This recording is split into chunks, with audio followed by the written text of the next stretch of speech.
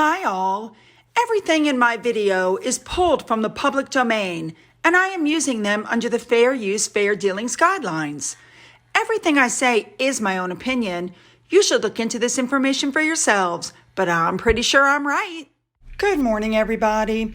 I wanted to do a video that touched on Harry's legal case where he's trying to get UK protective officers whenever he's in the UK, and by extension also will be listed as an internationally protected person again, so anywhere he and Meghan go, they get free security. We're going to take a look at that, and yes, I also wish the above picture was true. All right, let's jump in, shall we? Let's go. I'm sure you all remember starting in January, these stories were coming out. Harry wants to go back to the UK, but they won't give him protection. And he even offered to pay for it, and his offer was rejected. And he's going to file a lawsuit, right? We all heard the story. And remember, this story came directly from his attorneys, not from some stranger, okay? And it appears that this was Harry's first offer to pay for the police. Since this whole thing started last year, he previously had not offered to pay. Well, once court started, the revelations started coming out, and of course we found out that Harry was less than truthful. But let's just look at the whole thing. First of all, his attorney told the court that he doesn't feel safe coming back to the UK with his family. Keep in mind, Meghan's already said she'll never step foot in the UK, and she certainly won't let him bring the kids without her. Now remember, his attorney said in court today that the UK is and has always been Harry's home, even though Harry didn't bother to come back to see his grandfather. And as a matter of fact, every time Harry's returned, he stayed for like 24 to 48 hours and then hightailed it right back to California. And also a reminder, Harry said that he's triggered whenever he comes to London. Remember that? And a big thank you on Twitter to Bays, who actually found a thing where Harry said he doesn't even like the UK. I believe that. So the court case started, and what's the first thing that you think we found out about? The very first thing.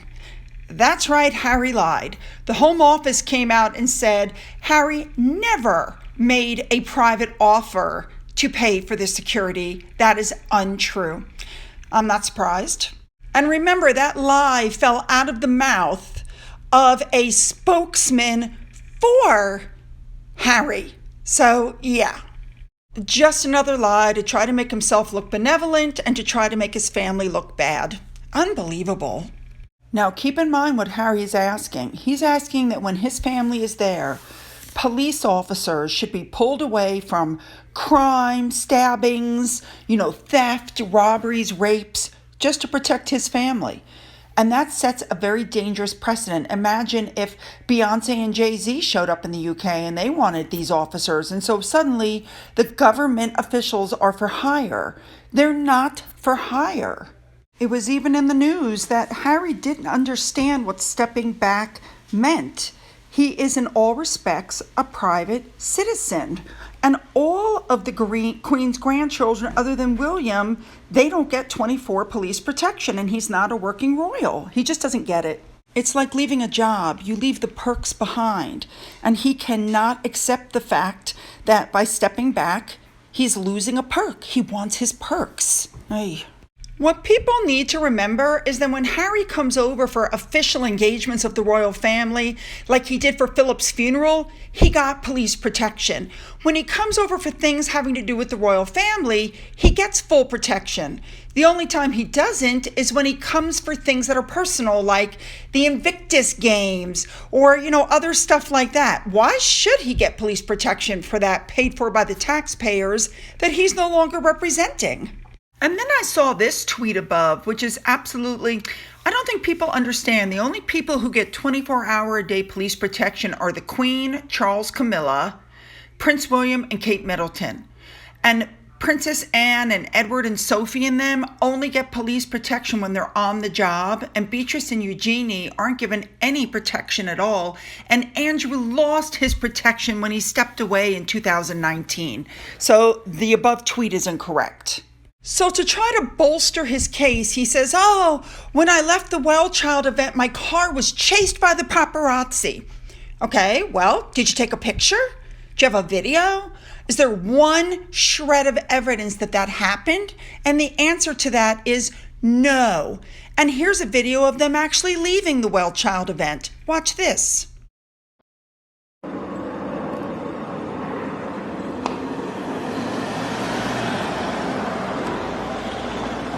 Not another car in sight. This is no different than when Megan claimed that she had been chased once in California. And she was complaining right after their security had been removed, and not one photographer, not her, nobody was able to come up with one shred of proof that it occurred.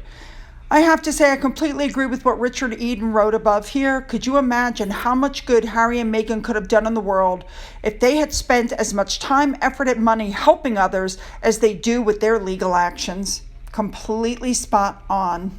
You should also know that his attorney stated in court that Harry should still get his taxpayer-funded security as he's still in, quote, immediate line to the throne.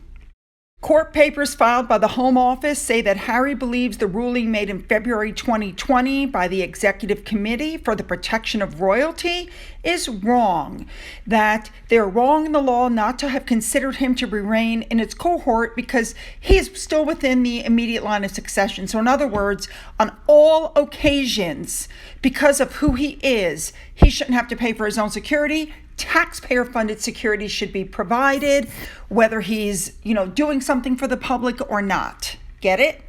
And that, ladies and gentlemen, is his end game. I'm still a member of the royal family. You have to pay for my protection. I think it's getting too expensive for them, and he wants the UK to pay. And if that happens, then anywhere they go on any tours, those countries will feel responsible for providing their security. International protected person. And that's his end game. And just so you know what went on in court today, first of all, they said that the Duke showed no respect to the police whatsoever. Somehow that just doesn't surprise me. The attorney for Harry said that she wanted to address their arguments in secret, but the Home Office made its argument publicly. At which time the judge said to her that the parties can decide on their own what should be released and she should, quote unquote, move on. I love that judge. And FYI, Harry's confidential statement is 250 pages, and he exhibits documents and has a 33-page statement of fact and grounds filed last September. And everything remains confidential and non-transparent on his side. At one time, she said in court, it goes without saying that Harry wants to come back to see family and friends and continue to support the charities that are so close to his heart because this is and always will be his home. And immediately, the attorney was rebuked again by Justice Swift, who said, can you just focus on the issues in the dispute, please, and let's move along.